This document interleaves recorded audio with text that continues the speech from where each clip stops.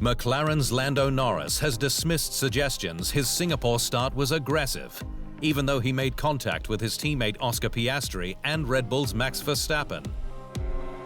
Norris got a great start and rocketed from 5th on the grid to 3rd by turn 3, but frustrated Piastri, who asked the team over the radio whether it was cool with him being barged out of the way.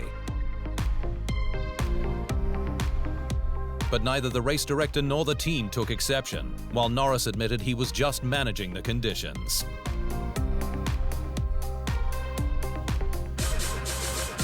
It was just very close. It was still slippery because it was still damp in places and drying out. And I think I just clipped the back of Max's car, and that's just given me a little correction, he said.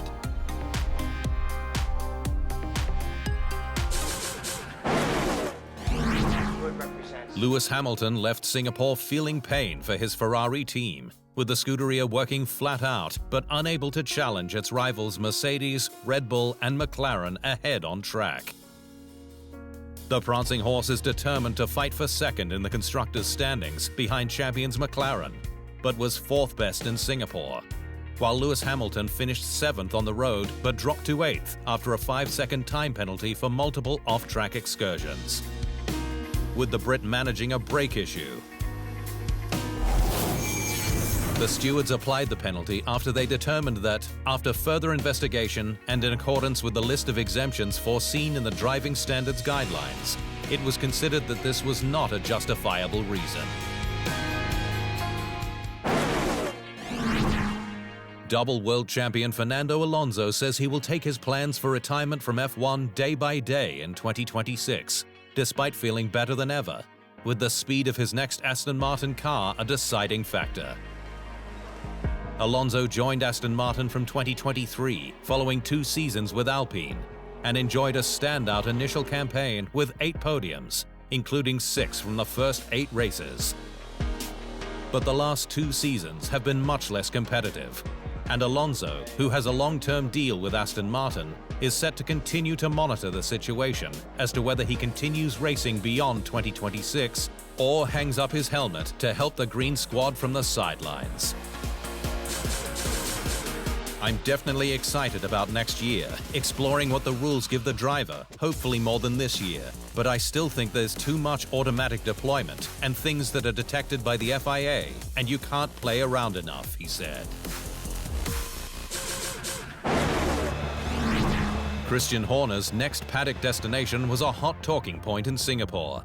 But while he was quickly ruled out by Haas, Aston Martin left the door open, suggesting ongoing talks. Horner was relieved of his operational duties as Red Bull Racing's CEO and team boss in July, following a 2-decade tenure at the team that he marched to 8 drivers and 6 constructors' crowns. It's alleged that Horner can return to a role in F1 sometime in 2026, and that the sport is considered unfinished business for the successful Brit.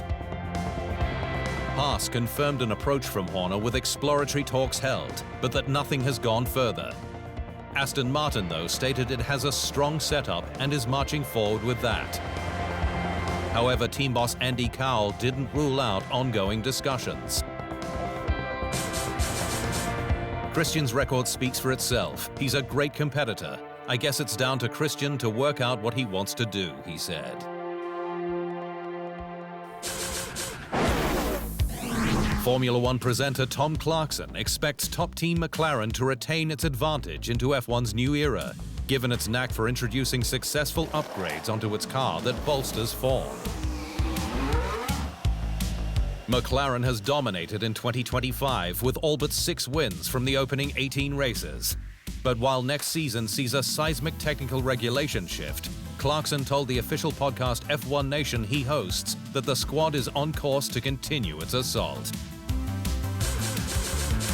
Everything they're doing at the factory seems to work on the racetrack, so that applies to this current set of regs, sure, but there's no reason to see why that won't apply next year as well. And they've got, Rob Marshall, Peter Pedromu, some absolute gold in their design and aerodynamics departments there. Former Haas driver Pietro Fittipaldi has been named as one of Cadillac's simulator drivers, along with ex-IndyCar champion Simon Pagenaud and sports car racer Charlie Eastwood. Fittipaldi, who had 2 starts for Haas in 2020 when he replaced Roman Grosjean, has since switched American camps, with the 29-year-old on a mission to keep his name and skills in F1. Fittipaldi, Pagenaud and Eastwood joined test driver Colton Herta and the American team's veteran race drivers Sergio Perez and Valtteri Bottas. Former Grand Prix driver Derek Bell has heaped praise on 4-time F1 world champion Max Verstappen, with the Brit stating that his qualifying prowess makes him an all-time great. Bell, who enjoyed 9 F1 starts from 1968 to 1974 at teams like Ferrari, McLaren, Surtees and Martini, told F1's official podcast Beyond the Grid that he sees the Dutchman as a major highlight from the sport's 75-year history, given his prodigious skills. I do think to see Verstappen pick the car up and take it on a fastest lap in qualifying is absolutely amazing. He does something that I've never seen. I followed him very strongly without really talking about it, and then you suddenly find actually everybody else is seeing what I'm seeing, so it's not just me. Formula 2 race winner Alex Dunne is reportedly on the cusp of joining the Red Bull Junior team, following shock news ahead of Singapore that he had been released by McLaren with immediate effect. Dunne joined McLaren's development roster from May 2024, and he was given free practice drives in Austria and Italy this year. But it's understood that both parties couldn't reach an agreement on his future. Should Dunne join Red Bull, it's likely he will continue in F2 in 2026, with a view to stepping up to F1 with Racing Bulls the following year.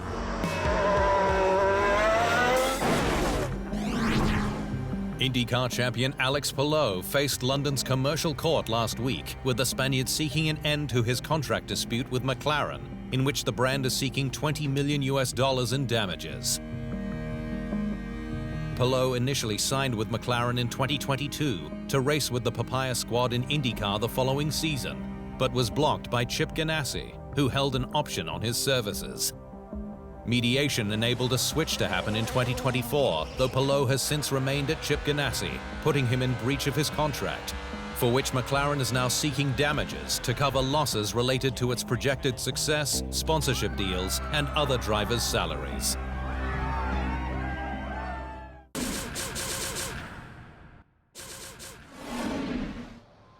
Thanks for watching. To stay up to speed on all things Formula One, make sure you hit the subscribe button.